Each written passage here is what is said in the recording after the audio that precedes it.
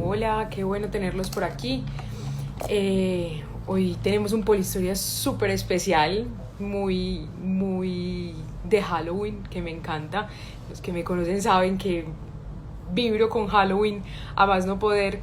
Y este es digamos, el chance para visitar y revisitar unos personajes de la historia que han pasado a ella y han trascendido en la historia como por oscuros, por macabros, por sangrientos, por crueles. Entonces creo que hoy la vamos a pasar súper bien porque hoy traigo una de esos personajes que a mí me mueven y me han encantado toda la vida, que es Elizabeth Bathory o Elizabeth Bathory, también conocida como la Condesa Sangrienta. Alrededor de esta pelada hay un montón de historias, un montón, digamos, como de leyendas, de tradiciones. Se le atribuyen una cantidad de cosas que muchas serán reales, otras no, otras jamás sabremos si lo son o no, pero tienen mucho que ver pues con ella. Sara, sí, el video queda grabado, lo subo en YouTube, en el canal de YouTube, me pueden buscar en YouTube como Polihistorias también, y todo queda ahí súper archivado para que lo puedan ir viendo. Eli, te garantizo que si vas a entender, esta historia es un chisme completico, muy bacano. Bueno, empecemos con este rollo. Les voy a contar primero que todo por qué voy a hablarles de Elizabeth Bathory o Elizabeth Bathory. Este personaje llega a mi vida de cuenta de una fascinación que nace mientras estoy estudiando filosofía y letras con las mujeres y con cierto lado como macabro de la historia, como oscuro, como esas historias que no nos han contado o esas mujeres que pasan a la historia porque transgreden un montón de cosas. Entonces sí, lo primero que tengo que decirles es que aquí hay un asunto que es, digamos, como de gusto. Estoy inclinada a este tipo de historias, me fascinan, las busco, las esculco en la historia y me encanta como poder extraer de ellas un montón de cosas, sobre todo la inspiración o encontrar las historias desde luego en la literatura que han sido inspiradas por ellas. Entonces hablemos pues de la Condesa Sangrienta, además pues que le pusieron un título así como para película de Hollywood, claro que como de presupuesto B, pero bien, la Condesa Sangrienta. Entonces situémonos un poquito en el espacio. Elizabeth Bathory van a ser en 1614, pilas, 1614, estamos hablando de pleno medioevo. 1614 en una de las familias más ricas de Hungría. Además, pues, para que le pongamos el punto donde es lo que conocemos como Transilvania.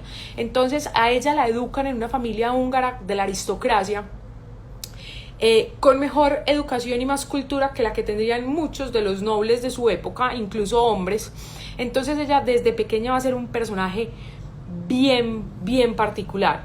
El asunto es que estamos en un punto de la historia donde las mujeres están hechas para casarse, y para casarse, especialmente cuando estás en una familia de aristocracia, de cierta manera y con quien tus padres lo decidan, ¿cierto? Entonces digamos que a los 11 años Elizabeth va a ser prometida a su primo Ferenc Nadasdy, que le lleva unos cuantos años. Ella tiene 11, él va a tener 16 en ese momento, y entonces a los 12 años va a pasar a residir, se la van a llevar para el castillo de su primo y la van a mandar a vivir con la familia de su primo, aun cuando ella no se vaya a casar sino hasta 4 años después. Entonces la sacan de su casa, del seno materno, a los 12 años, y la mandan a vivir con la suegra.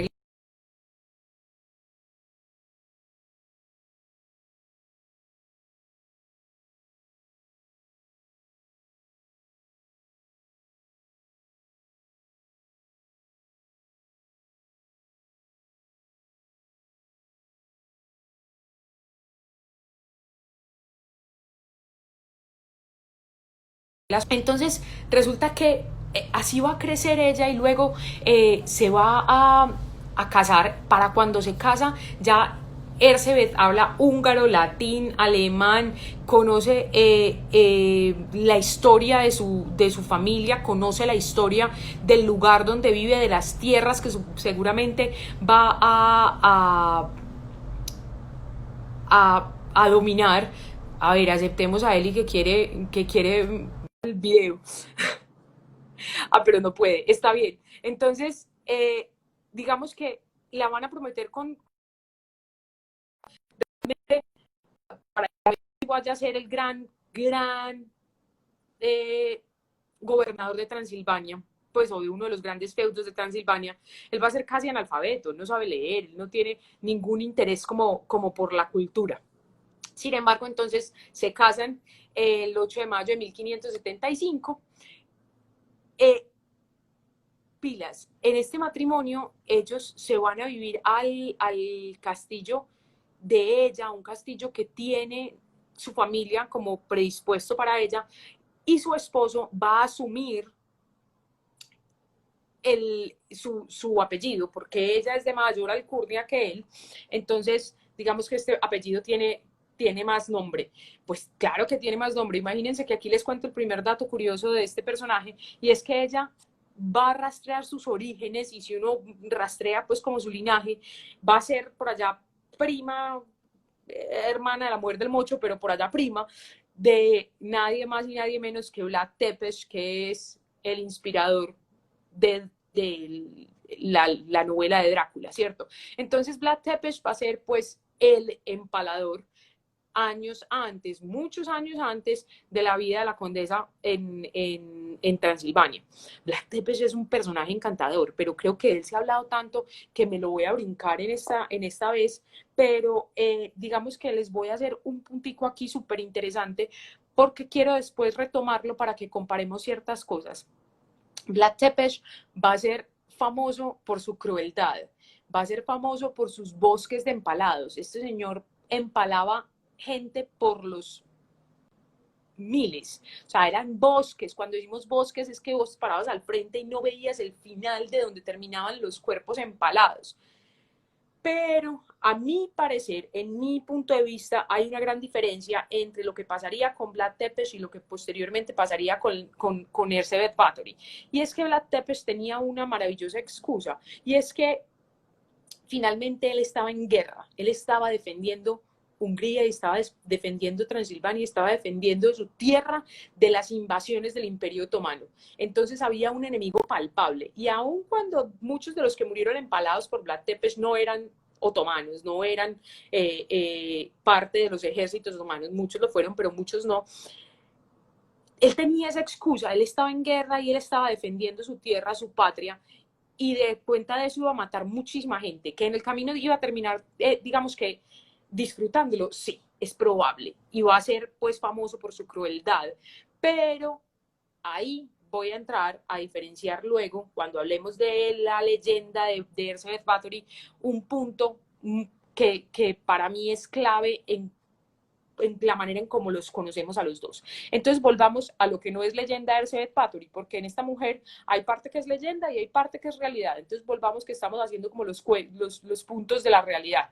La casan con su primo, se va a vivir a su castillo, eh, su maravilloso esposo pasa muy poco tiempo con ella porque rápidamente se va a las guerras que también existen en su momento, pero que se están peleando lejos del castillo de Erzsébet.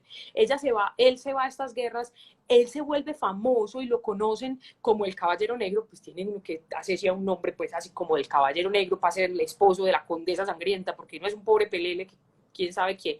Pero bueno, él se hace a su nombre del Caballero Negro de Hungría por su destreza en la guerra, es muy buen guerrero, va a defender el imperio húngaro literalmente a capa y espada, y entonces estas actividades guerreras pues del esposo de Erzsébet lo van a mantener por fuera de su castillo muchísimo tiempo, lo que va a hacer que Erzsébet Báthory sea quien lleve las riendas del castillo, aun cuando está viviendo, ojo, todavía vive con su suegra la mandaron a vivir al castillo con ellos, y sigue haciéndole la vida a cuadritos y molestándola por todo, pero es Erzsébet quien gobierna en ausencia de su marido. Entonces se vuelve una gobernante supremamente exitosa, porque además, como les dije antes, es muy educada y además es muy inteligente. En todo este proceso, años después, en 1604, el Caballero Negro de Hungría va a morir después de unas batallas en las que sale, digamos que lesionado, contrae una enfermedad y muere rápidamente. Y va a dejar a Elizabeth Bathory en un punto en el que, pilas, esto es lo que la va a hacer a ella trascender en la historia. Y es que ella queda como una de las pocas mujeres que va a ser señora feudal de la mitad de Transilvania, la mitad de Hungría casi. Entonces, es la única heredera porque no tuvo hijos de su marido y entonces empieza a gobernar de verdad en nombre propio toda la tierra que le han dejado. Se vuelve una líder muy interesante, se vuelve una líder con capacidad de pensar y como de registrar las cosas, tiene grandes aliados, sabe que no puede sola, porque entonces imagínense, es una mujer que gobierna un feudo, es una señora feudal, pero es una señora feudal que no tiene ejército, porque nadie, ningún caballero de la época, ningún hombre de la época iba a irse a un ejército gobernado por una mujer o comandado por una mujer, ¿cierto? Entonces ella no tiene ejército. ¿Qué hace?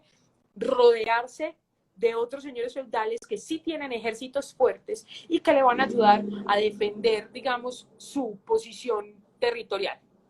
Entre ellos, pues ella está muy bien emparentada, como les dije, es una de las grandes familias de Hungría, entonces va a tener primos y el mismo príncipe de Transilvania va a ser uno de sus grandes apoyos como gobernante. Pero aquí empieza la leyenda. Pilas, que aquí empieza la cosa a ponerse, digamos, oscura y macabra. Digamos que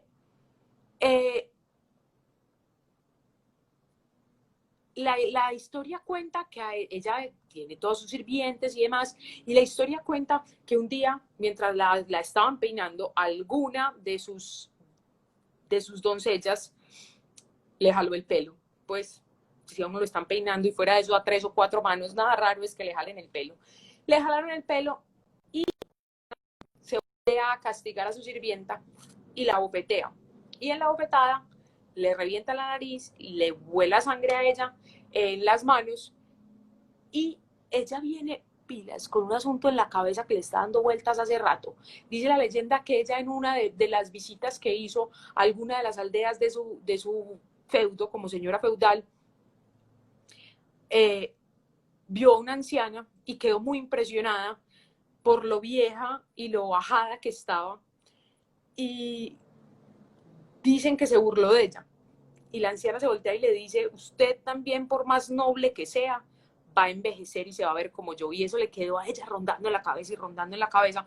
Entonces se obsesiona con el asunto de la juventud. Y en este caso, al recibir la sangre de la doncella, ella dice que en los lugares donde cayó la sangre, su piel se volvió más tersa, las arrugas desaparecieron. Y ella dice, por aquí que es más derecho, yo encontré la clave para no envejecer. Entonces, aquí hay que hacer una claridad, y es que Erzsébet tenía esa fascinación por las ciencias, hablemos de las ciencias del momento, ¿cierto?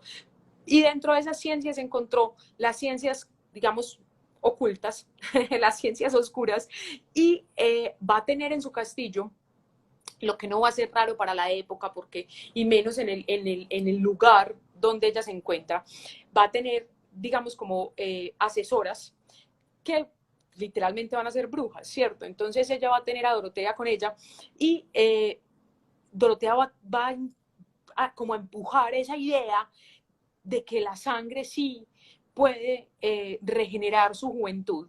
Entonces, con esa idea, Erzsébet empieza a demandar de sus sirvientes que casen doncellas vírgenes para que las traigan al castillo y empieza, obviamente las recibe como servidumbre y va a empezar primero a cortarlas, luego a perforarlas, luego a torturarlas y el asunto va a ir creciendo y creciendo como una bola de nieve. Ella entonces cuenta la leyenda que se bañaba en sangre de doncellas vírgenes. Hay, en el arte hay, ustedes no se imaginan cuántas imágenes tan brutales inspiradas en la Condesa Sangrienta, con unas viejas así saliendo de unas bañeras llenas de sangre, unas imágenes encantadoras, pero también no solamente ha inspirado imágenes, sino que también ha inspirado literatura, sino que también ha inspirado música. No sé si vieron la pieza con la que anuncié esta charla.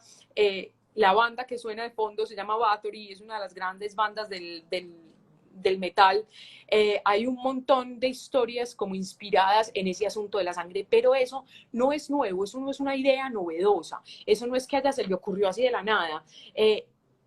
Tenemos que remontarnos en la historia hasta el principio de los tiempos, en el momento en que nosotros los humanos nos volvemos, digamos, como de alguna manera religiosos e instauramos unas religiones y unas creencias. Desde ese punto empieza a aparecer la figura o el concepto de la sangre como aquel medio o vehículo por el que podemos tener esa esencia del otro. Entonces los guerreros se bañaban en sangre de animales fieros o de animales valientes o incluso de humanos. Entonces, muchos guerreros en muchas guerras, en muchas civilizaciones diferentes, se bañaban en la sangre del enemigo para, digamos, como para absorber su fuerza y su valentía. Lo que pasa es que en este caso el cambio es que vamos a empezar a hablar de belleza. Y cuando hablamos de belleza, eso suena como demasiado banal, suena como un asunto ahí que, ay, pues sí, ¿cómo va a matar gente para bañarse en su sangre para verse más bella? Pero resulta que en la historia de la humanidad había gente matando gente y bañándose en su sangre desde el principio de los tiempos. Entonces, pues no por su belleza, sino por su fuerza o por su relación con los dioses, por un montón de motivos diferentes. Entonces, volvamos a Ersebet, ella está así bañándose en su bañera llena de sangre. Resulta que con este proceso, entonces ella empieza a adquirir un gusto por la crueldad. Ya no es suficiente extraer la sangre de sus doncellas para bañarse en ella, sino que el asunto empieza a adquirir, digamos, ese tinte de sadismo, donde ella empieza a torturar a sus víctimas porque en esa tortura encuentra cierto nivel de placer. Entonces, digamos que ahí es donde el asunto se empieza a volver un poquito macabro, pues no, se empieza a volver, no, empieza a volver macabro desde la idea de matar a otra persona para bañarse en su sangre, pero digamos que ese tinte de que haya disfrute del dolor y del sufrimiento del otro, además lo va a volver mucho más denso y mucho más complejo, hablando desde lo humano. Entonces, con la muerte de su esposo, las cosas van a empezar a empeorar y ella va a empezar a, digamos, como a requerir cada vez más y a requerir cada vez más sangre, cada vez más doncellas, cada vez más, como más poder. Entonces, al principio era muy fácil encontrar doncellas que quisieran ir a servir a una gran condesa, pero cuando la muerte empieza a ser como tan recurrente, el asunto en la sociedad en la que vive empieza a sonar extraño, pues todas las doncellas que se van para ese castillo terminan muertas por causas extrañas. Ella antes, en el principio, ella lograba que los cuerpos de sus víctimas fueran enterradas por el pastor de la ciudad, pues, o de la aldea donde estaba su castillo, y alegando que las doncellas que estaban con ella morían por causas naturales o por causas misteriosas, asunto que no era muy raro en la época. La mortalidad infantil era altísima, el asunto de la cantidad de enfermedades era impresionante. Estos castillos, pues ese mito de los castillos medievales hermoso, lo podemos dejar para el castillo de Disney. Los castillos medievales eran lugares oscuros,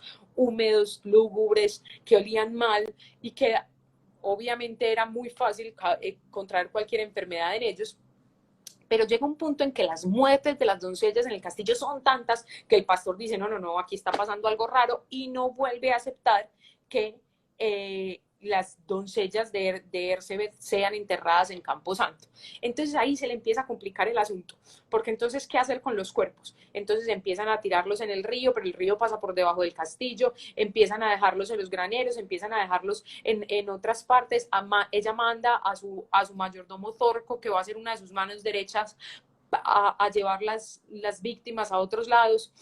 Y en ese proceso resulta que ya no hay más doncellas vírgenes para que vayan a ser sirvientas de la condesa. Y entonces a ella se le ocurre la maravillosa idea, y para mí es el punto este de la ambición, donde ella comete un error gravísimo, y es que va a decidir que va a montar digamos, una escuela, un internado para recibir niñas de alta alcurnia, de las familias, digamos, como de la nobleza menor de la zona, para educarlas, porque como ella es tan educada, para educarlas y para convertirlas como ya en princesas que podían irse al mundo a buscar con quién las iban a casar. Resulta que empiezan a mandar doncellas y jóvenes de alta alcurnia para ser educadas por ella, y estas obviamente también van a empezar a aparecer muertas, desangradas, se las devuelven a las familias en condiciones que uno dice, a estas peladas, ¿qué les pasó? Entonces el problema es que aquí pues la muerte de una doncella, que era una sirvienta de la condesa, antes no era un asunto muy problemático, era una plebeya más, pero cuando las muertes empiezan a ser de familias que son importantes, el asunto empieza a enredarse para la condesa. Y entonces aparece uno de sus grandes enemigos, que va a ser nada más y nada menos que su primo. Su primo va a ser quien definitivamente la acusa y dice, lo que ella está haciendo no se puede dejar pasar.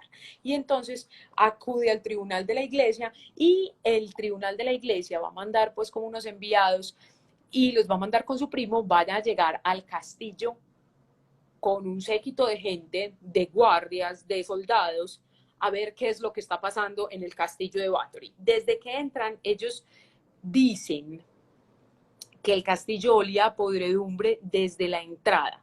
Pues imagínense a qué podía oler un castillo donde en todas las paredes había salpicaduras de sangre, en todos los rincones había acerrín y tierra arrumada para recoger la sangre que se regaba de las víctimas. Encontraron chicas desangrándose en las mazmorras, encontraron cuerpos de chicas enterrados en el jardín, pero Erzsébet nunca opuso resistencia, ella siempre los dejó entrar. Aquí hay un punto muy interesante, porque ella los recibe con los brazos abiertos, y a mí ese relato de cuando ella los recibe con los brazos abiertos siempre me recuerda a los relatos de su antepasado, Vlad Tepes, cuando invita a los nobles que le estaban haciendo oposición a su castillo a una cena, a una gran cena, y da un festín, el mejor festín de todos, y a esto se le conoce como la cena roja, que de hecho inspira una de las escenas más tesas que tiene, o de los relatos más tesos que tiene Game of Thrones, cuando hablan de la boda roja. Para los que les guste Game of Thrones, ahí está de dónde se inspiran para este episodio. Él invita a todos los nobles, pues a esos que le están haciendo la contra, les da el mejor festín, les dice que va a resolver sus problemas, maravilloso, y una vez se acaba el festín, él se levanta, les da las gracias por venir, les da la orden a todos sus sirvientes de que cierren las puertas, y les prende fuego, y al traste con los nobles, al traste con todo el que le esté haciendo la contra a él en su manera de gobernar. Y digamos que esa hospitalidad de Vlad Tepes va a ser permanente en su historia, va a ser recurrente en su historia, y la manera en que la condesa Bathory abre las puertas de su castillo y les dice, bien pueda, entren, vienen por mí, vengan por mí, yo sigo siendo joven y bella, he logrado mi acometido. Y resulta que en los diarios, supuestamente los diarios nunca se han encontrado, o sea, hay relatos de los diarios que han sido leídos, pero los diarios en sí nunca los hemos visto, pues no les puedo decir están en tal museo, en tal parte, porque no se sabe dónde están, pero en los diarios ella relata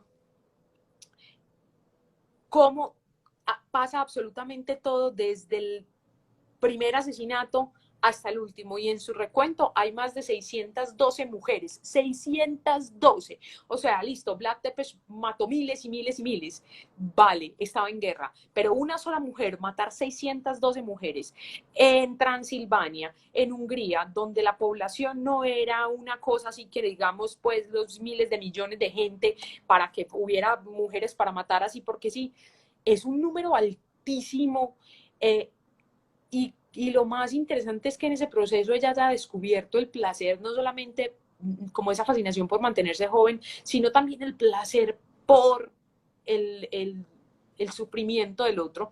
Ahí hay otro punto en la leyenda que es muy interesante, que nunca se va a poder comprobar. Hay unos que dicen que sí es así, hay otros que dicen que no, que eso nunca existió, que es un invento de los museos.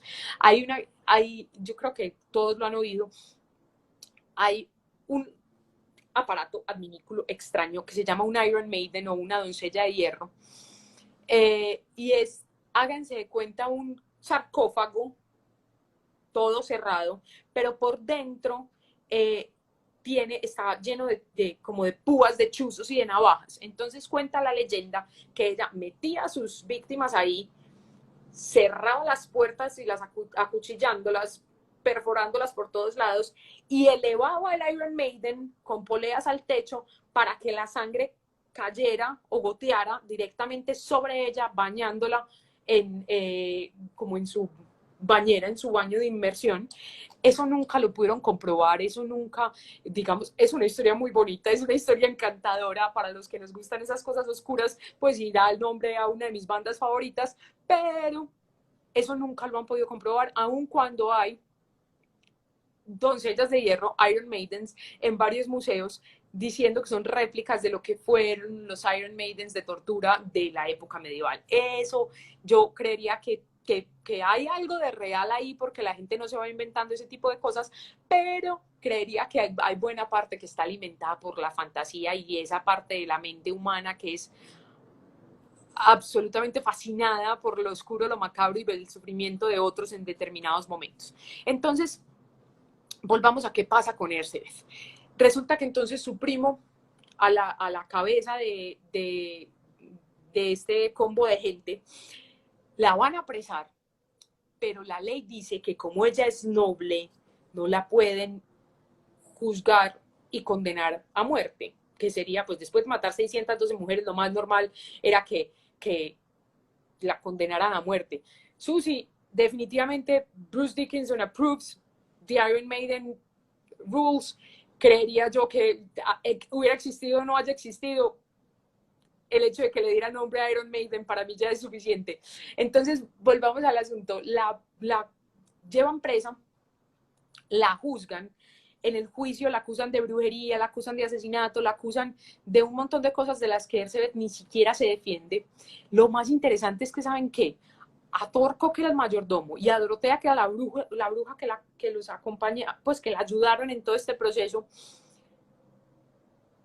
los van a juzgar también. Su juicio va a ser muy diferente, y luego los van a matar, pero se van a demorar un montón de tiempo porque a ellos los van a torturar buscando que confiesen lo que estaba sucediendo. Ellos nunca confiesan. Las confesiones que hay en el juicio de la condesa se dan porque una de esas niñas nobles que llevó como al internado para educar, en medio de todo el rollo, se da cuenta de lo que está pasando, ella empieza a ser víctima, la, la, la van a desangrar, pero en una de esas, no se sabe cómo ella se vuela. Ah, bueno, yo creo que sí. Hay una historia, una de las tantas historias que se cuentan, es que la dan por muerta y que ya no va a ser útil como víctima, y resulta que la dejan afuera en pleno invierno, esperando que el cuerpo se congele y termine de morir, pero eh, ella se vuela, realmente no estaba muerta, se vuela, llega a la aldea, busca al pastor y es ella la que da testimonio y dice, y avienta a la condesa y les cuenta qué es lo que está sucediendo. Sí, la película Stay Alive hace alusión a Elizabeth Bathory, más o menos muestran pues como el tipo de asuntos y de torturas que hacía. Es supremamente interesante, la película es bacana, es chévere, es entretenida, pero digamos que tampoco tiene una base histórica o la podamos considerar pues como una fuente, pero es interesante y está inspirada en.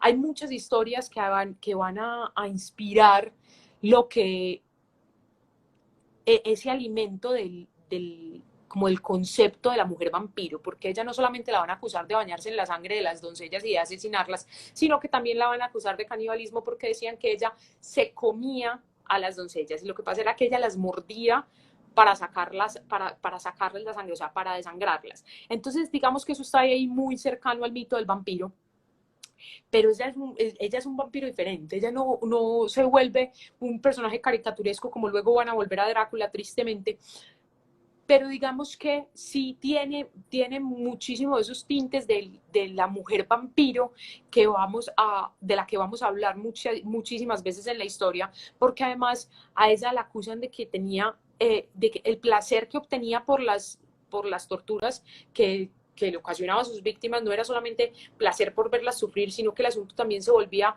un placer sexual y que tenía relaciones sexuales con varios de sus sirvientes, hombres y mujeres. Entonces el asunto se va a enredar más ahí y van a convertir pues como la figura de Elizabeth Bathory en un súcubo de estos hijos de Lilith que chupan la sangre y se alimentan de energía sexual. Entonces eso en la época va a ser un escándalo gigantesco. Y si a eso le suman el hecho de que ella no era una cualquiera aparecida de cualquier lado, sino que era noble, era de la alta aristocracia húngara, además tenía todo el poder y el dinero que necesitaba, el asunto va a ser todavía más complejo de manejar. Entonces la decisión en el juicio final que le hacen es que obviamente no la pueden matar porque si la matan a ella, o la condenan a muerte a ella, están dando pie para que a ellos, a cualquiera de los que lo están juzgando, que son todos aristócratas, en algún momento los condenen a muerte. Entonces muy inteligentemente le respetan la vida, pero adivinen qué hacen. Entonces dice, vean ese castillo en el que ella vive, donde se cometieron toda esta cantidad de atrocidades, ese castillo no lo va a querer nadie. Es un lugar horrible y horripilante. ¿Sabe qué vamos a hacer? Metámosla en esa torre donde vive y emparedémosla. No la mataron, pues literalmente, pero la van a dejar emparedada y entonces ella va a tener una muerte lenta, en donde va a envejecer, en donde se va a tener que enfrentar como a todos esos temores, pero nunca se va a ver, porque ella, al no tener que aparecer en sociedad, al no tener un espejo, al no tener en dónde mirarse, ella nunca se va a ver vieja. Entonces, digamos que Erzsébet de alguna manera va a lograr ese acometido que tenía, que era, o ese objetivo, gran objetivo que tenía, que era no envejecer. La leyenda de Erzsébet nunca la dejará envejecer. Y si vamos a mirar cómo la han pintado en la historia de ahí para adelante, siempre va a ser una mujer medianamente joven, nunca hermosa, porque si van y miran los retratos, hay otra cosa muy interesante, imagínense que el retrato de ella, el único retrato que tenían en Transilvania, el retrato ¡puf!, desapareció. Nunca se supo dónde volvió a estar el retrato. Entonces, digamos que en eso también se parece a su gran antepasado Vlad Tepes, que sus huesos, sus restos también desaparecieron. Ya sabían que los restos de Drácula nunca los encontraron. Se supone que iban a estar o que estaban enterrados en una de las iglesias de Transilvania bajo el altar, porque una de las condenas que le habían hecho era que, bueno, entre condena y perdón, era que cada vez que un sacerdote pisara el altar para dar misa, algunos de sus pecados por todos los muertos que cargaba encima se iban a ir perdonando. Pero resulta que en Transilvania, pues en Hungría realmente van a crear como una comisión para investigar el personaje histórico de Vlad Tepes o Vlad Dracul, y van a conseguir la autorización para exhumar los restos de Vlad, y cuando abren lo que encuentran son puros huesos de animales.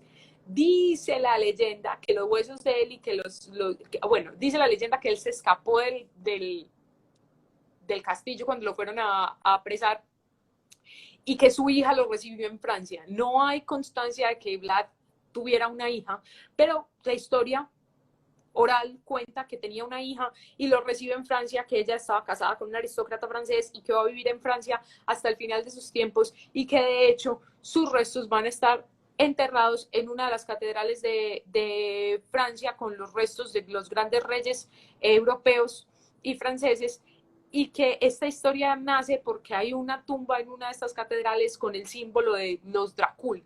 Entonces, pues tampoco sabemos dónde están los restos de Vlad. Los restos de Erzsébet no se sabe tampoco dónde están, pero no se sabe dónde está tampoco su retrato. Entonces, si la buscan en Google o si miran la pieza que hice para anunciar esta charla, van a ver como el único recuento que tenemos del retrato de ella. Y pues no era la mujer más hermosa del mundo, pero pues si han visto retratos de la aristocracia del medioevo, hay otras muchas más, mucho más feas. Y ella se va a encargar, digamos, como de pasar a la historia encarnando ese concepto de la mujer oscura, de la mujer dadora de muerte, pero que da muerte en pro de su fascinación con la vida y con es una transgresora, por eso sabemos de ella, por eso llega a la historia como llega. Eh, Va a inspirar un montón de historias. Por ahí, esta semana estuve mirando una referencia a Carmila, que va a ser la primer vampiro en la historia de la literatura. Es una historia súper bonita, también inspirada como por este asunto del concepto de la sangre y la inmortalidad, de la sangre y la belleza, de la sangre y la juventud. Y pilas, tengamos siempre presente que la mujer es quien sangra, que la mujer es ese paralelo entre lo que es vida y lo que es muerte. Entonces, por eso me encanta este personaje de Erzsébet Báthory, por eso lo disfruto tanto. Cada que leo cualquier historia donde relatan algo de ella, encuentro algo todavía más fascinante. Los relatos de sus torturas son encantadores, pero también es encantador el relato que hay sobre la manera en cómo gobernaba y sobre la manera en cómo ella hacía las cosas siendo mujer en un mundo que era absolutamente masculino. Qué rico que me hayan acompañado hoy en este Polihistorias. Hay muchísimos otros cuentos y muchísimos otros personajes para contar en este mes de octubre, pero he disfrutado mucho contarles de uno de mis preferidos. Espero que lo hayan disfrutado. Si hay preguntas, si hay comentarios, hay cualquier cosa que me quieran decir, por direct message me pueden hacer llegar lo que quieran, los veré en las próximas Polihistorias. Y hay temas súper bacanos de aquí en adelante para que sigamos conversando. Un abrazo, Eli, espero que hayas entendido, me encanta tenerte por aquí. Gracias a todos y nos vemos en la próxima.